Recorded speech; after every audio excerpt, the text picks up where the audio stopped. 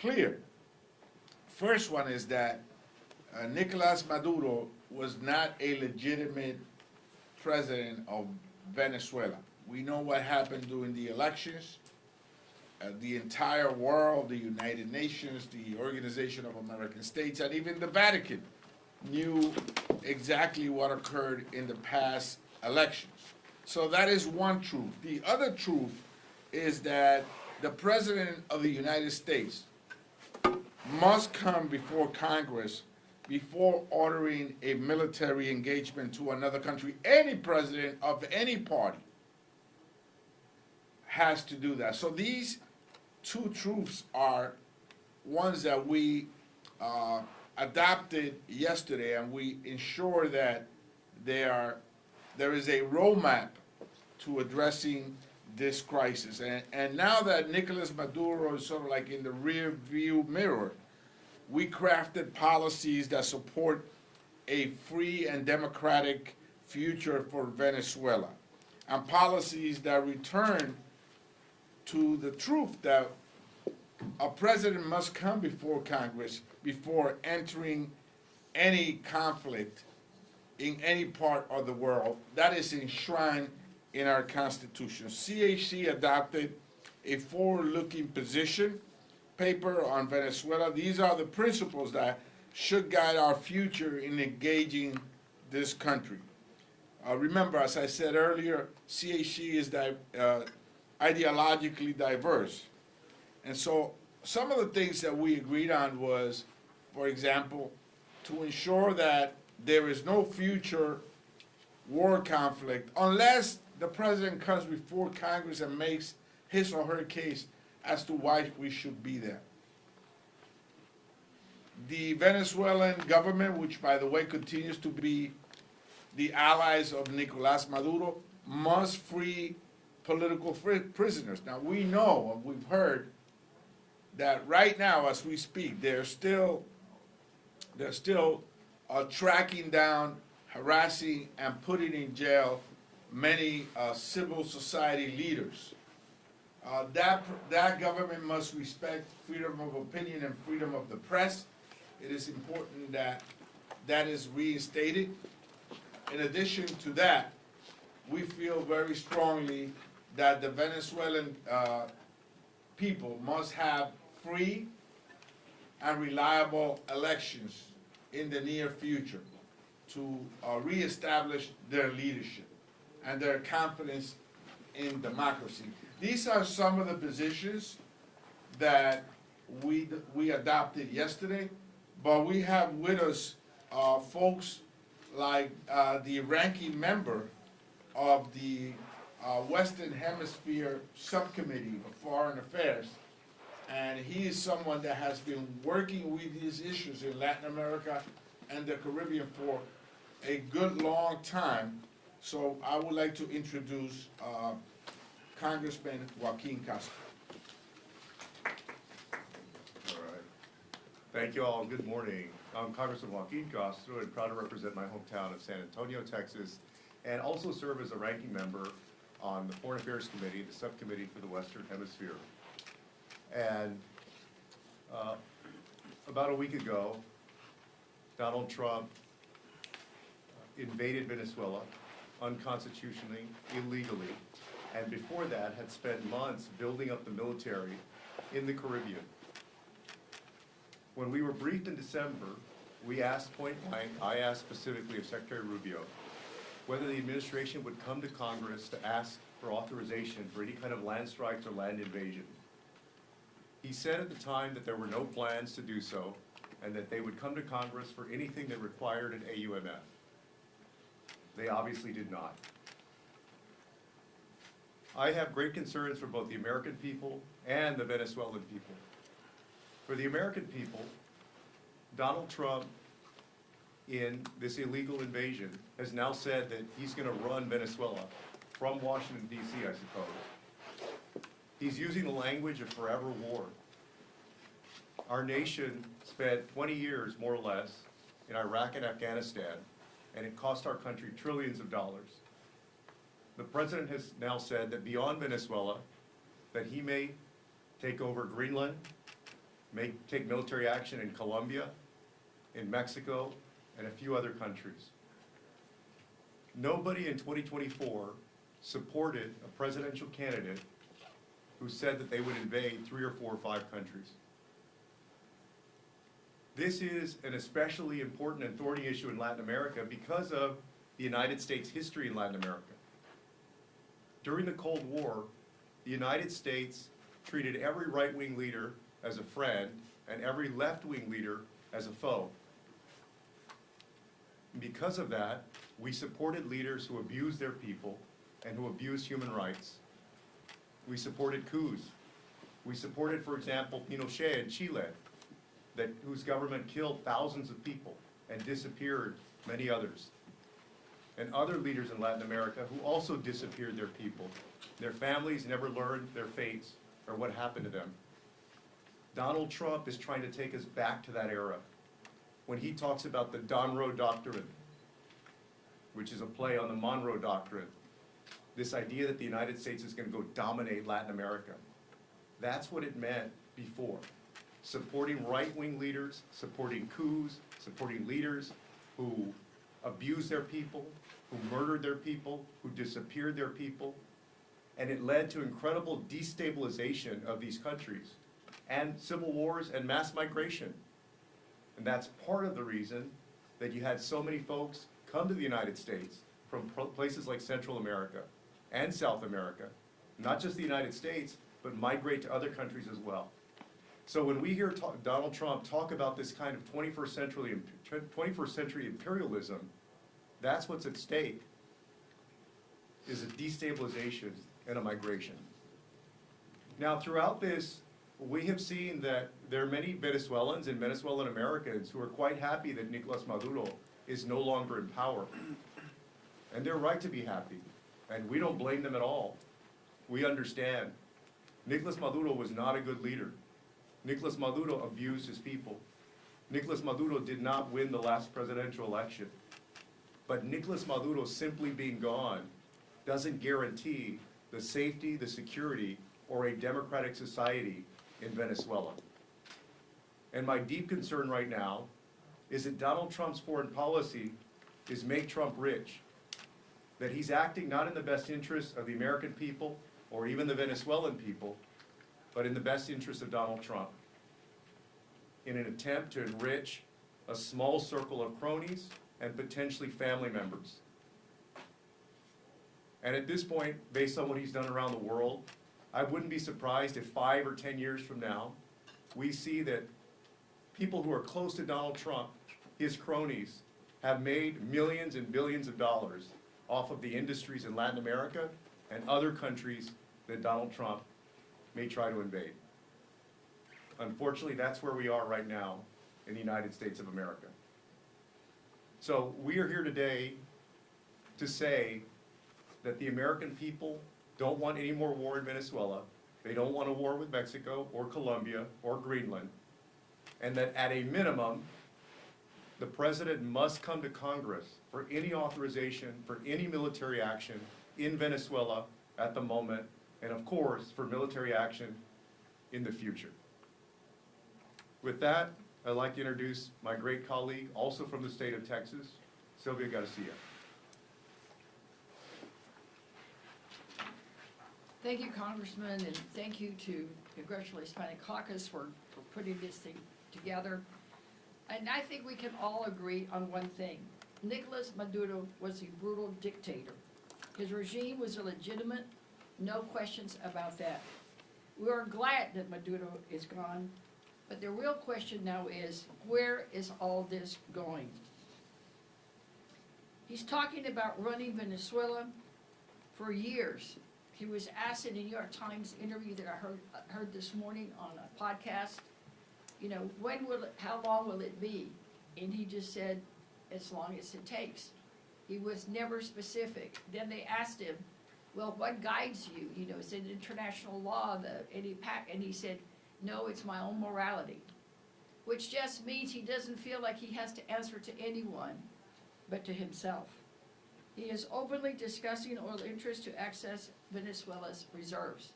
This has always been about the oil. To me, this does not sound like someone who has really thought things through or is really thinking about law enforcement, as they say.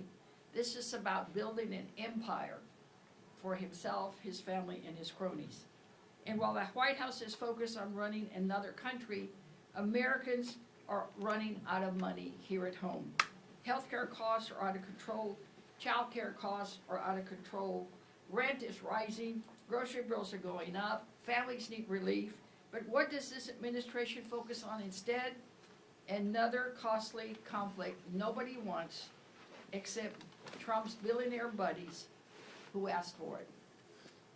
Imagine he called his billionaire buddies in the oil and gas industry to give them a heads up that he was doing this, but not the elected members of Congress. A president who ignores Congress, laws, and most importantly, the will of the American people, in my mind, is a dictator. The world is watching. Again, they're asking, where is all this going? Who will be next? Our allies are raising alarms that this type of unilateral use of force is setting a very dangerous precedent. So today I stand with the thousands of Venezuelans in my district, and I'm always mindful that one of our suburbs, Katy, is no longer called Katy, it's actually called Venezuela, because there are so many Venezuelans in Katy. This administration cannot claim to protect Venezuelans on one hand and then turn around to rescind TPS status for hundreds of thousands seeking asylum and protection. TPS status was fought for and established to offer relief to Venezuela's severe political, economic, and humanitarian crisis. And these people did the right thing. They followed the rules, then this administration turned their back on them. If they ever needed TPS, they need it now. We need to restore TPS for Venezuelans. We need Congress as an equal branch of government to fulfill its responsibility and keep its check on this out-of-control president. We need to reassert Congress's role in decisions of war and peace. I applaud the Senate's advancement of a War Powers Resolution. We need more Republicans to do the right thing.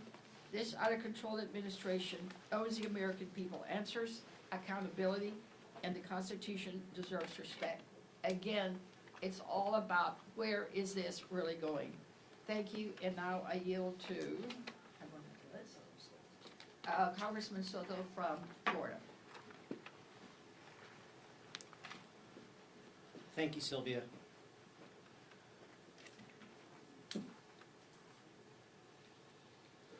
In Central Florida, we have many Venezuelan Americans and refugees.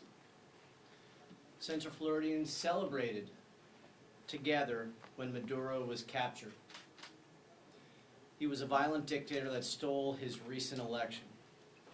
But many were surprised when one dictator was replaced by another. Even worse, the Trump administration canceled TPS, temporary protective status, and many Venezuelans are still being deported. The administration talked about asylum, yet they're deporting people from the courthouse and not respecting asylum claims. We oppose further military action without congressional authorization. You'll hear that throughout from all the CHC. The current U.S. oil embargo must be used to ensure free and fair elections as soon as possible. Congress must continue to put pressure on the administration towards this goal. The Hispanic Caucus stands in solidarity with the Venezuelan people, and we will work towards a free Venezuela once again. Brevemente en español. En mi distrito, en Florida Central, nosotros tenemos muchos americanos de herencia venezolana y refugiados. Nosotros celebramos juntos cuando Maduro estuvo capturado. Él era un dictador violento quien robó su elección. Pero muchos de nosotros estuvimos sorprendidos cuando un dictador estuvo reemplazado a un otro. Más peor, la administración de Trump canceló TPS y muchos venezolanos todavía están deportado. Nosotros estamos en oposición a otra acción militares sin autoridad de Congreso. Y este embargo de petróleo de Estados Unidos necesita estar usado para asegurar una elección libre y justo pronto a posible. Y el Congreso necesita continuar para hacer presión a esta administración para este logro. El caucus hispano está en el lado y en solidaridad con el pueblo de Venezuela, y nosotros vamos a continuar trabajando para un Venezuela libre. Gracias. Good morning. I want to thank the chairman, all my colleagues on CHC for bringing us here today and the work that we've done on Venezuela to put this policy together. I want to join my colleagues in saying that we can keep a couple of truths separate. Nicolas Maduro was a brutal dictator. We have an extremely capable and talented military intelligence community. We want to see a democratic path for the people of Venezuela. Those things can all be true, but we have to look at what this administration has done. They set up this military action first by talking about narco-terrorism. That's no longer part of the conversation. Second, they've now made it clear that this is about oil extraction in Venezuela. And for the future of Venezuela, well, today at the White House, oil executives are going to be meeting with the president to discuss Venezuela's future. Not pro-democracy leaders, not the families of political prisoners, not faith leaders from Venezuela who are very vested and concerned about what the future of Venezuela looks like. Oil executives from the United States who will be working with the Maduro regime. So simply because we've extracted Maduro clearly does not mean that the United States government, our president, our Secretary of State, our Secretary of Energy are not working with the Maduro regime, the same brutal set of leaders who have oppressed the Venezuelan people for far too long. So when they say that we are going to govern Venezuela, that is a very difficult and problematic proposition. It's made even more problematic by the fact that they are bringing in people who are not vested in the Venezuelan people's future and democratic future, because that's made clear by working again with the remaining Maduro regime. So these are the things that we remain concerned about. These are the things that we have not been given straight answers by this administration, and that we'll continue to push them on, because as a caucus that is deeply vested not just in Venezuela, not just in the Western Hemisphere, but American principles and what they mean in 2026 and beyond, we are going to stay on this administration. We're going to continue to demand answers. We're going to continue to work for our communities here, as Congresswoman Garcia said, with respect to TPS. There is a lot of work to do. We're going to do that work together, and I'm proud that the CHC is leading that effort. With that, I'd like to call my good friend, colleague, Gil Cisneros. Thank you, Rob. I am Congressman Gil Cisneros. I represent California's 31st District in the San Gabriel Valley of California.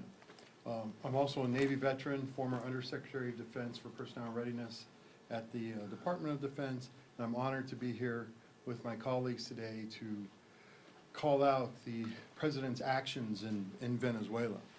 The Constitution is clear. Only Congress, not the President, has the power to authorize any military action. The pursuit of military intervention and regime change without any concrete plan on how to address this instability now created within Venezuela is ludicrous. I know because I served in our military. I worked in the Pentagon. This is not how America prioritizes its national security. Our service members are not pawns to be played with so Trump can get his hands on Venezuelan oil. But let's be honest, that is really what this action has been about from the beginning. This whole time, it's been about oil.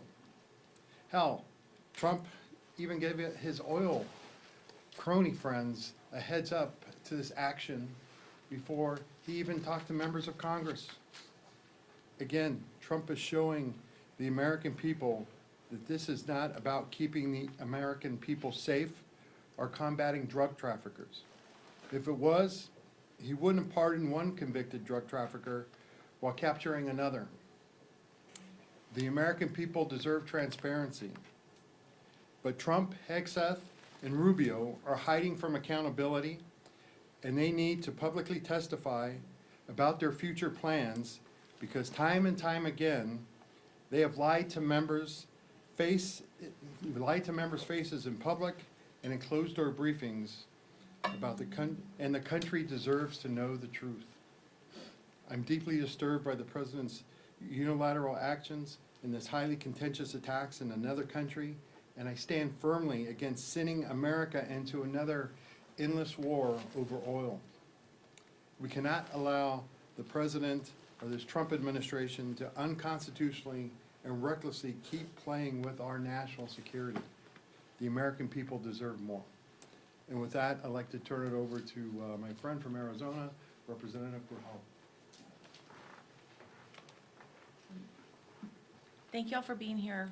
I think what you've heard from every member is that the CHC is united in this statement that we need transparency, we need accountability, and we need an administration that's going to work with Congress. These unilateral actions are not making our democracy safer, not making our nation safer, not helping anyone here. We appreciate the fact that Maduro was a dictator. That is not a contested issue. The issue that we have to deal with is not just what's happening in Venezuela. What is the game plan? What are we going to move forward to?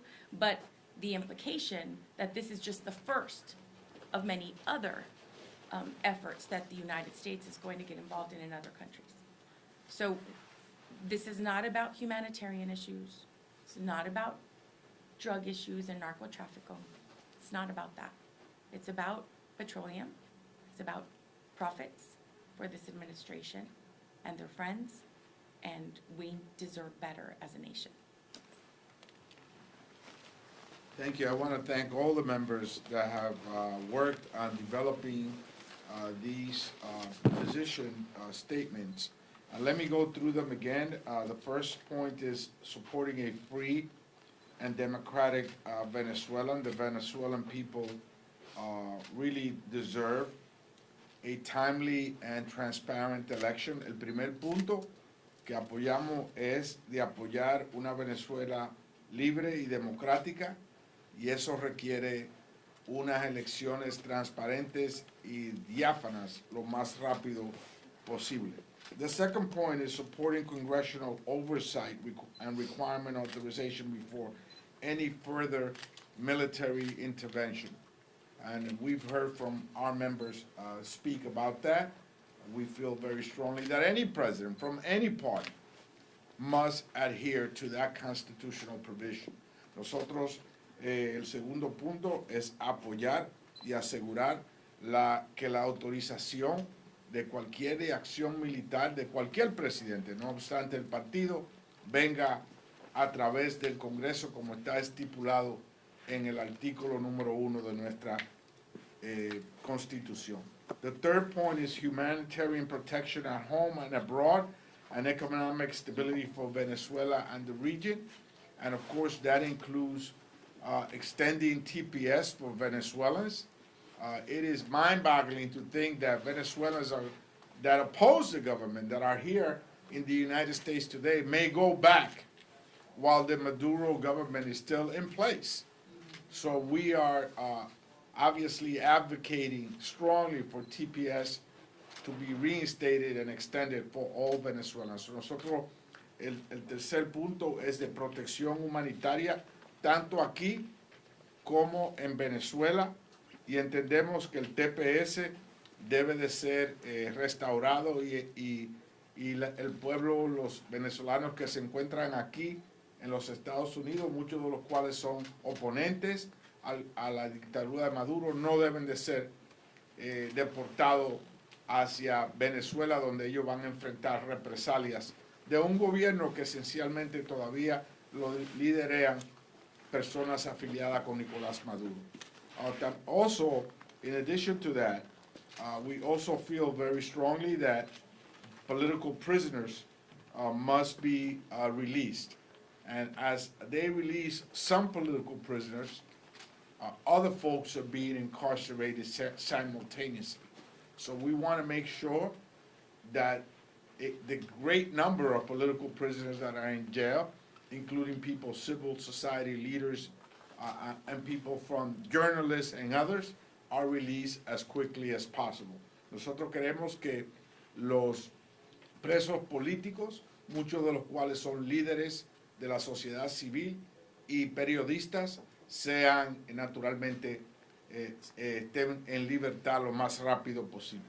The fourth point is a democratic transition led by the Venezuelan people. We know that this cannot happen and for it to be legitimate unless the Venezuelan people are invested in this effort to go back, have a free and fair election, and be part of a transformational process, a democratic process. And finally, we want to, the fifth point is guardrails on the exploitation and respect for sovereign nations. We know that the president is threatening Colombia and Mexico and other countries, and we know firsthand that that should not happen, and there should be no military action against these nations unless the president comes before the U.S. Congress. Nosotros sabemos de que hay amenazas en contra de la soberanía de países como Colombia y México, y nada de esto puede suceder y debe suceder sin que el presidente venga aquí al Congreso como lo estipula la Constitución de la Nación. Thank you. Any questions? Yes?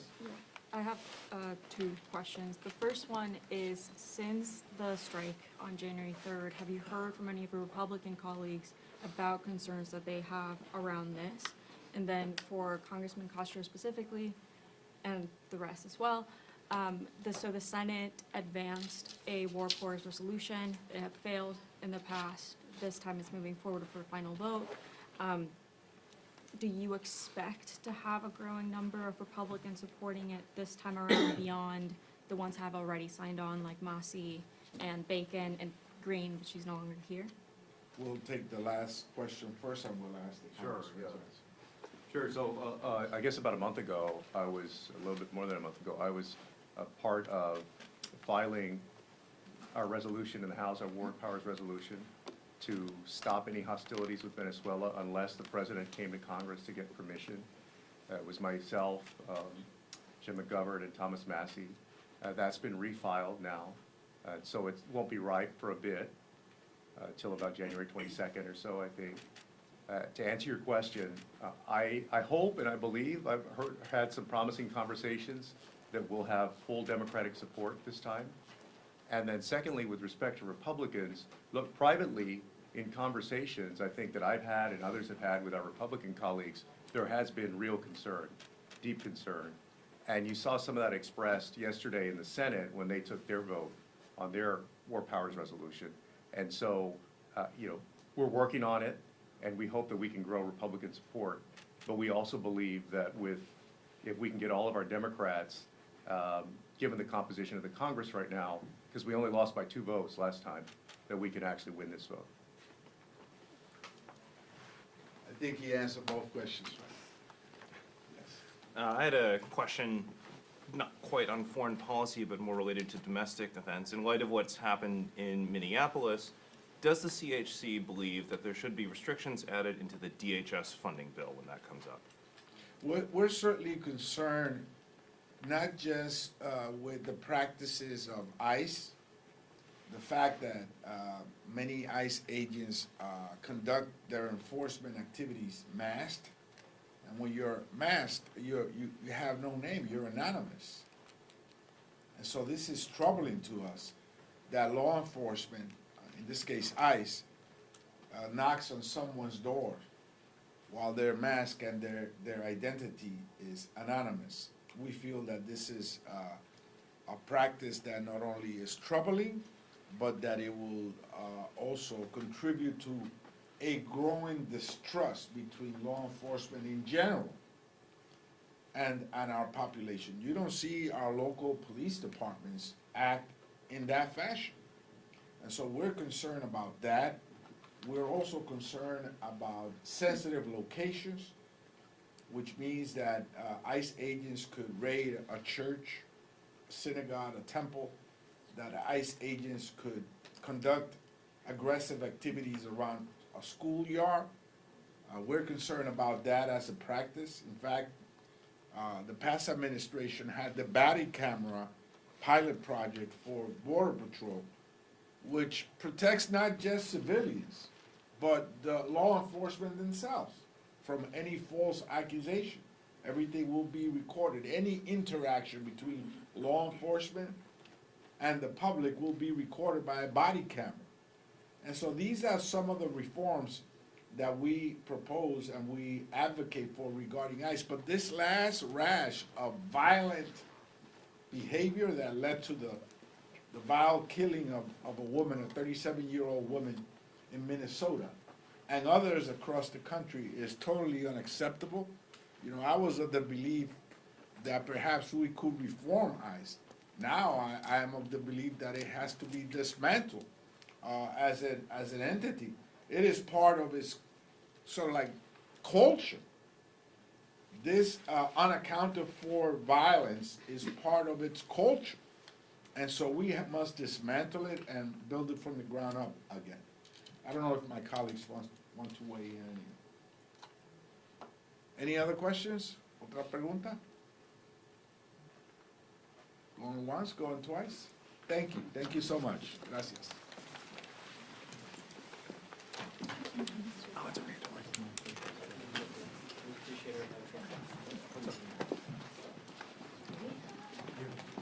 Mr. Gressman.